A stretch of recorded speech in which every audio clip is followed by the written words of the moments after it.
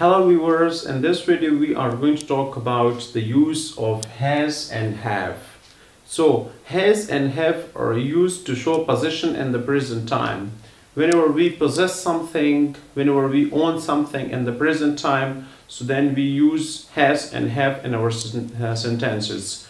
You see that has and have are also used in the present perfect tense. Okay. So how can we distinguish that in this sentence there is some sort of position or there is a completion of an action, like we say that that is the present perfect tense. So how can we distinguish in such sentences? If I say that I have a car and I say that I have completed my work, so how can we distinguish that there is some sort of position or this or that is the tense, the present perfect tense? So let me clarify that. Whenever there is after the has and have there is third form of verb, so it means that this is the present perfect tense. Suppose I say that I have completed my work. Okay, so here you see that after the have I used third form of verb, completed. I have completed my work. Now this is the sentence of the present perfect tense. And if I say that I have a car, so now this is not the sentence of the present perfect tense. There is no completion of the action and there is no third form of verb. Let's come to the simple structure of has and have, that how do we make sentences.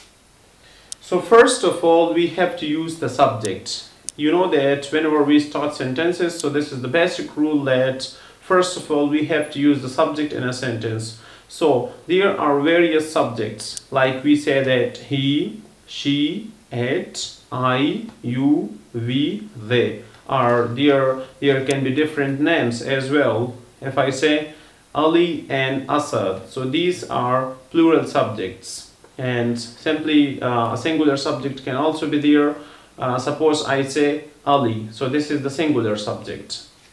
So let's see that how do we make sentences. So whenever we make sentences, so for that the structure is very important. So let's talk about the simple structure. So the simple structure, as I mentioned, that first of all we have to use the subject, and then we have two auxiliaries which are has and have. Then we put the auxiliaries according to the subject, and then we use that noun. We can say the rest of the sentence, because if we say the rest of the sentence, like we say the predicate, so all the things are there, all the things are included there. So first of all we use the subject, then we use has or have, and then we use rest of the sentence. Now let me clarify that when to use has and when to use have. You see that there are two auxiliaries, so it must be clarified. So whenever we have the subject like he, she, it, or a singular name, David, so then we use has. For example, I say that he has, she has, it has, David has.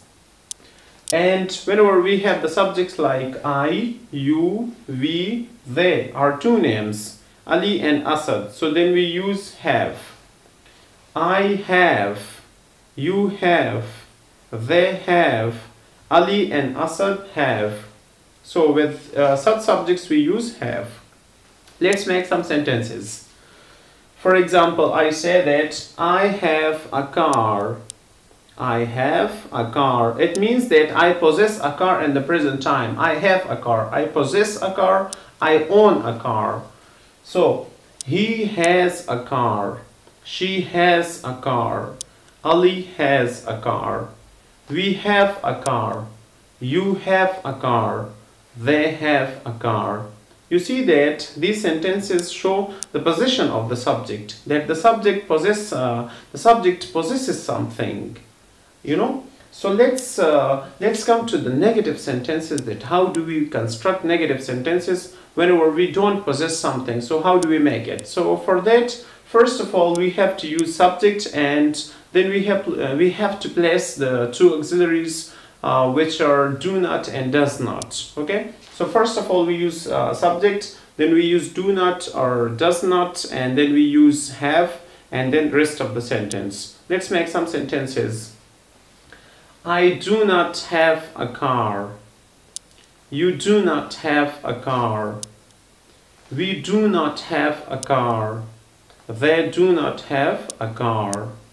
Let me clarify that when the subject is I, you, we, they are two names, then we have to place do not. And when the subject is like he, she, it are a singular name, for example David, so then we have to use does not.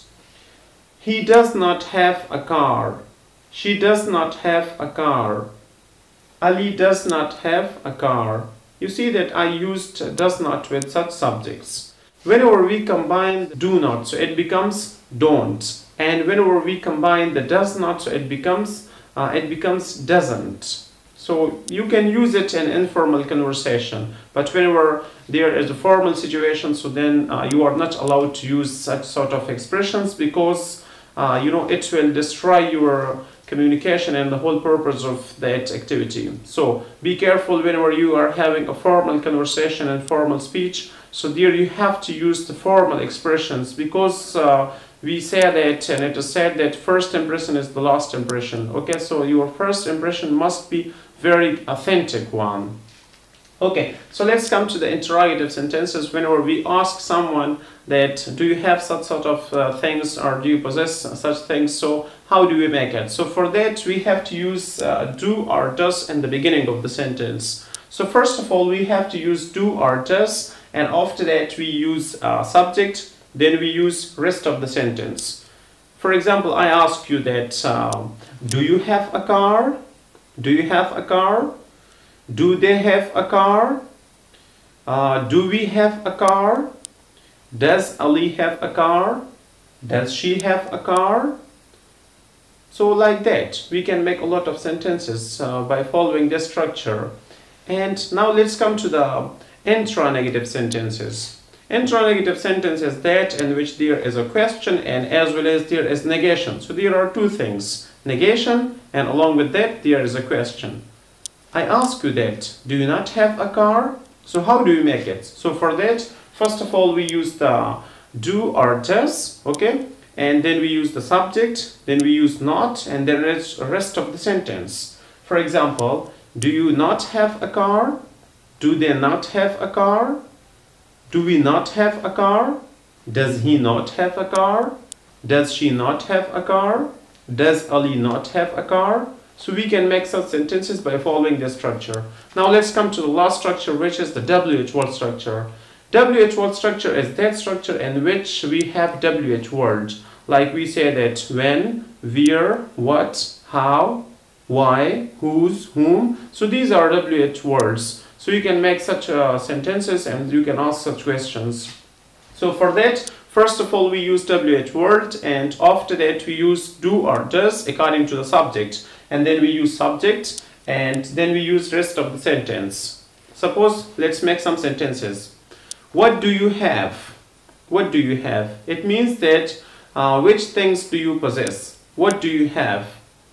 So you can make such sentences by following these sort of WH words, and you can make a lot of sentences. So this was all about has and have. I hope you got it and you learned a lot of things from this video. So keep watching, and thank you so much for watching this video.